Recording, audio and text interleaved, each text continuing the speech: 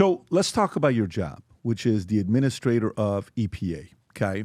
There's a few things I want to talk to you about. One is governorship in New York, because polls just came out with Hochul against Stefanik. I think it's a Siena poll that shows Hochul is ahead by 20 points. I don't know if you saw that or not. I'd like to see that for, governor of New York. Two, Mamdani. I think Mamdani is coming to visit the White House with the president, and the president's incredible, noble, generous tweet about him inviting him. I don't know if you saw the tweet, how he coined it. It's very interesting. I want to talk about that. And then with EPA, a lot of things are tied to you. So fires, I think wildfires are under you. I think you got a bunch of different elements that are with you, right? So even right now with what's going on with Iran, me being from Iran tested cloud seeding like Dubai did, and now they got flooding going on all over Iran, Abadan, all these other cities. We got a lot to talk about. We got a lot to talk about. Yeah, exactly. So that's what I'm interested in seeing where we're at with this. So let's start off with New York. So Mamdani wins the mayoral seat. Okay, so he's the mayor of New York. He's in there, takes out Sliwa, takes out Andrew Cuomo.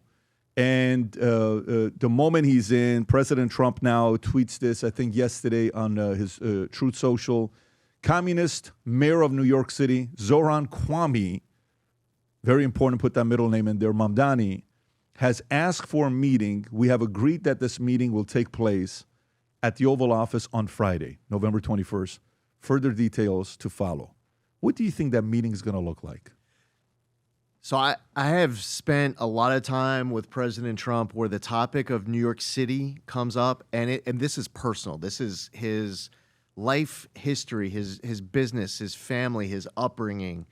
If you ask President Trump about what he wants for the future of New York City, he genuinely, deeply wants to see safer streets. He wants to see economic prosperity. He wants New York to succeed and thrive. His concern over the issues that will come up at that table, it's not like this is some business meeting, a professional meeting that lacks that strong personal connection that the president has. Like, he wants to help, and he is concerned with the direction of the city, as we all are. I mean, I saw it during 8 years of de Blasio, and it was amazing that the city survived those 8 years, especially what we experienced there in 2020.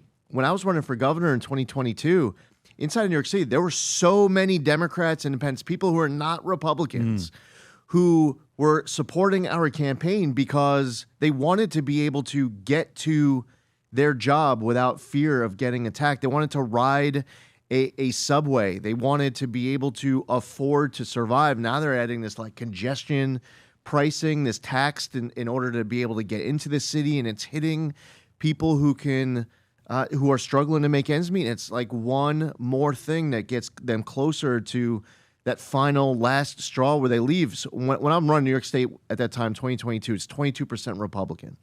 3.5 million more Democrats than Republicans. New York State. New York State. And you have so many people who have gone to Florida, Texas, the Carolinas, Tennessee, because they feel like their money will go further, they'll live life freer and safer, and this isn't about putting New York City in timeout. Like, they're gone permanently, not looking back.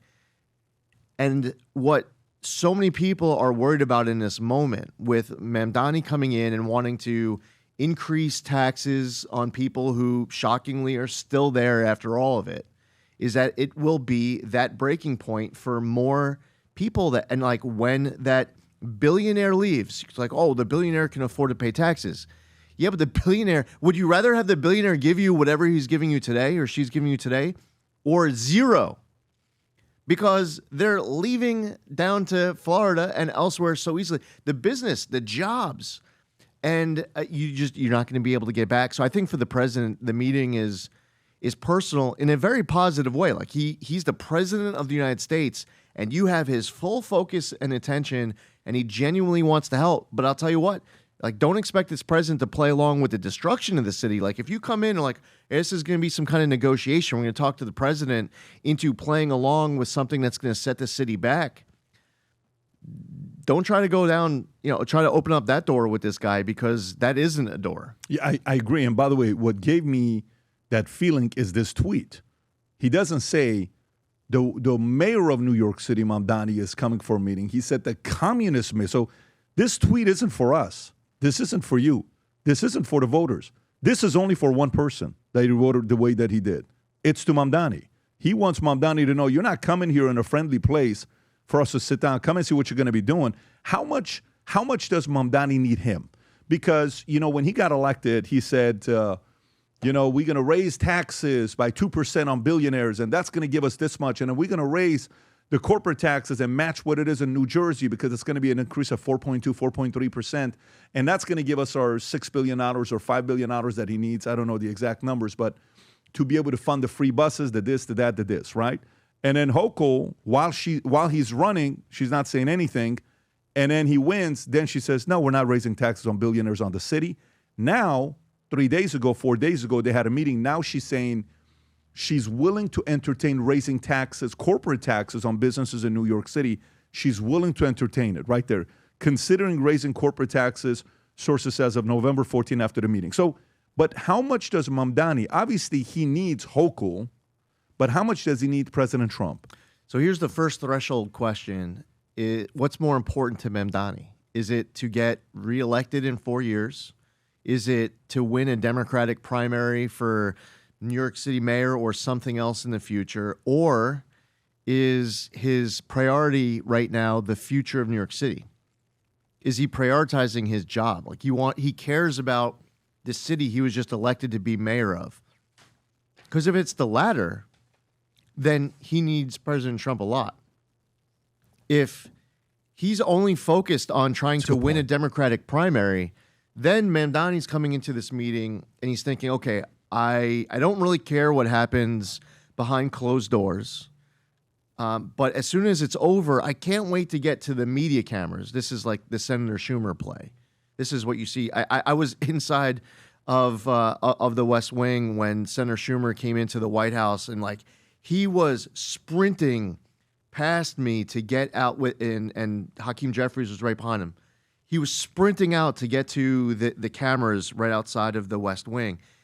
And then after he does his talk with the journalists, the reporters, whatever, he comes back in and he's like at a third the speed and he's like catching his breath. If Mamdani's focus going into that meeting is just to sprint out to the cameras afterwards, then maybe it doesn't matter in his mind what happens inside because all he cares about is speaking to that base. But what's most important? There's a time for government and there's a time for politics. If it's the day before a Democratic primary and you're messaging to those Democratic voters, we all get it, we expect it. The election is over. Now it's time to lead the city. And as it relates to the money that the federal government ends up sending towards the state, if it's about the partnership, it's safety. President Trump is securing big cities. I've seen it inside of Washington, D.C. When President Trump sent in the National Guard in August, overnight, all of a sudden, things just started to immediately get safer. And he's doing that in other cities as well.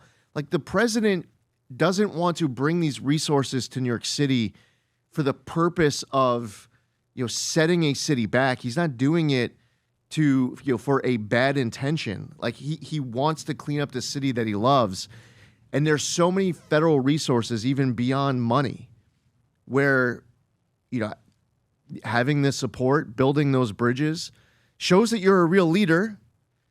Whether you're a Republican or a Democrat, whether you're elected to become a mayor, a governor, or a president, having that the ability to reach out across party lines and build a coalition. President Trump, I've seen it so often. When a member of Congress calls, I remember there was this member of Congress comes in the first term, and he says, "Can you introduce me to President Trump?" I said, "You're a member of Congress. Just call the White House." I gave him the number. I said, "Just say it's Congressman so-and-so, and I'd like to speak to the president." I said, "He'll probably either come right on the phone immediately or he's busy with something. He is actually busy with something, and he'll call you right back. You're a member of Congress." And sure enough, it was that easy. And this member of Congress who's never spoken to, never met President Trump, is instantly on the phone having a conversation with the President of the United States. The president, like, he is so accessible and he's a great listener. Like, there's a great opportunity for Mamdani to come in to state a case on anything and everything where there can be common ground and bridges built. And then this president who wants to see New York City successful, this guy he's a man of his word. The president will come through and help New York City thrive. So the important question is, what do you need? Well, I mean, what he needs, I don't think the president agrees with, because you said something. It's what does he want to do, right? So after he won, remember then when he gave that divisive speech, I know there's one person listening right now, and that's President Trump. I got 4 words for you. Turn up the volume. And then boom, whatever he said about volume, and they start raising, and then afterwards, like, I said we didn't need any more money. We need money. And then now he's talking about $65 million he wants to raise for his transgender, gender-affirming surgeries, whatever he's talking about. This was a couple of days ago. So what can he ask for that the president's going to say yes to? President's not going to agree to raising taxes on the city. I mean, he can't be involved in that because that's the state. That's Hochul. What can he agree with? Where could there be something that they have a commonality with? I mean, if I had to guess, Mamdani comes in wanting to talk about support of congestion pricing, he wanting to talk about infrastructure projects, stuff like rebuilding Penn Station, the 2nd Avenue subway. I imagine there'll be some type of a conversation about law enforcement, whether or not Mamdani wants to get into it where it's divisive and he's not trying to agree on anything and just wanting to have a debate and just wants to trash talk the great, amazing ICE officers and others in law enforcement. I mean, that would be non-productive. But if he wants to broach some of these other topics and find common ground, I mean, right now there's investment. The president of the United States is bringing in trillions of dollars investment all throughout the entire country. Yep. Since I was confirmed in February, I've been to all 50 states. And whether I'm in Idaho Falls, Idaho, where a new nuclear facility just broke ground, and Cheyenne, Wyoming, with a new data center, West Memphis, Arkansas, with a new data center. I'm going to these locations not where it's like, hey, in 3 years we're planning on spending $4 billion. I was just in West Virginia, where multiple businesses I was visiting are all ramping up. They're all scaling up. And I was with the president in Pittsburgh for an AI summit, and they were announcing $93 billion coming to the Keystone State that day. And I'm sitting there as a New Yorker for a moment, putting that hat on, and I'm thinking, man, none of this money is getting announced to go to New York. Why is that? It's not a coincidence. The reason why the money's going to Pennsylvania and not New York is because of the policies. In New York, where you don't allow the extraction of natural gas, you're not approving enough of these pipelines, you're banning gas hookups on new construction, you want to ban the sale of gas-powered vehicles, you set climate goals that you will not achieve, and in the attempt to achieve it, you will cause a lot of economic pain on the people who can least afford it. Maybe Mamdani is smart enough to come in and say, hey, I see you're bringing in trillions of dollars to the United States of America. What do we need to do in New York City to be part of it? Because I don't want to be pushing out people and businesses and jobs. I want to bring them into the city point. And and then Mamdani should just shut up for the moment and listen to the president, because the president has a lot of ideas and experience and ways he can help. So then the question becomes, but if let's just say he knows the optics as well, if it seems that they are too friendly and he is agreeable, that's not a good look for AOC. That's not a good look for the crew that wants to paint him as the enemy, because they can't, the risk there lies, and he's aware of this, because to me, Mamdani gives me vibes of our Zelensky. Where Zelensky came the first time around and he said, well, you yourself, and you don't have the cards. I'm not playing cards, Mr. President, right? That meeting, the first one. And then second one, he wore a suit. I think Mamdani is a Zelensky type of a guy, that it's optics, and between the loyalty of the people that elected him, that want free things, versus also the people that kind of AOC kept retweeting his stuff. So AOC is a major kingmaker of New York in a strange way. She is. She's got a lot of power and a lot of juice. He can't lose that. He can't lose them. He sold Trump as the enemy. If all of a sudden now they're seeing mushy, friendly, they're going to be like, wait a minute, you're a traitor. The likelihood of me seeing this going that way, I also think if he comes in trying to push too hard, would he want a face-off with Trump to say, I'm not afraid? I went to the White House and I told him to his face that if you don't do this to the great state of New York, I see that. I see optics. I don't see diplomacy with him wanting to work with the president. Am I wrong? I mean, there's a massive range of possibilities of how this can go. And I don't know Mamdani well enough to know, like, when he wakes up tomorrow morning, like, which shoulder? By the way, I don't know if it's like a dark voice speaking to him on both shoulders, or if, there's a part of him somewhere, like there's a voice, there's counsel, somebody he listens to who would provide him good advice. Like, okay, the election's over. You now have to be the mayor of New York City. The best thing that you could do, if you're thinking about your future years down the road, is to be able to put together big successes. Yeah. Like real big successes. And if over the course of 4 years that you are the mayor, the city becomes less safe, you have massive more budget issues, people are fleeing, and you raise taxes and people are leaving because of it. This is an opportunity for you to show X, Y, and Z. Like if he's got that voice that maybe he wants to listen to tomorrow, I mean, then there's a totally different path and opportunity for him. But I don't know him well enough to know what side of the bed he's going to wake up on. So for me, Rob, can you check one thing? Because this is a big thing. Has AOC ever met with Trump? Has AOC and Trump ever met in person? I don't think so. I don't think so. I'm not sure, but I don't think so. I don't think so either. But maybe I'm wrong. So let's see here. Let's see if they've ever met in person. So there's no credible records of ever in person documented. Here's what we know: that they have engaged in substantial conflict, public, including back and forth. Oh, thank you so much. Tweets and commentary. AOC referenced a meeting between Trump and Ted Cruz, but not herself. News. Okay. So this is very big, because if you would have asked me who's going to meet with Trump first, AOC or Mamdani is meeting with Trump first. Okay, Hochul has obviously met with Trump many times as the governor of New York. And it makes me also go to the next step with Mamdani. I think his last phone calls are going to be AOC is going to be one of them. I think if he's asking about what do you think, one of them is going to be AOC. But when you're saying long-term with Mamdani, what is his long-term?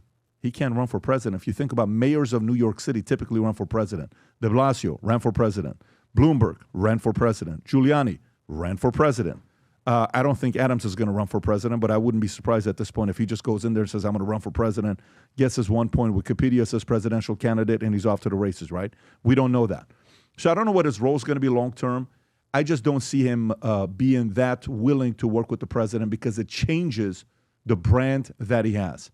If I have to put a split, it'd be a 70-30 split of him coming in to try to do more showmanship than anything else, and then go back and say, I met with the president and I told him to his face. I see something like that he tries to do. And if he does, we'll see what happens. When we set out to create a shoe that blends comfort, function, and luxury, we had the choice to make it fast. We had the choice to make it cheap. We chose neither. Instead, we chose Tuscany, Italy. We chose true Italian craftsmanship, each pair touched by 50 skilled hands. We chose patience, spending 2 years perfecting every detail, and we chose the finest quality at every step. Introducing the Future Looks Bright collection. Not rushed, not disposable, not ordinary. Rather, intentional, luxurious, timeless.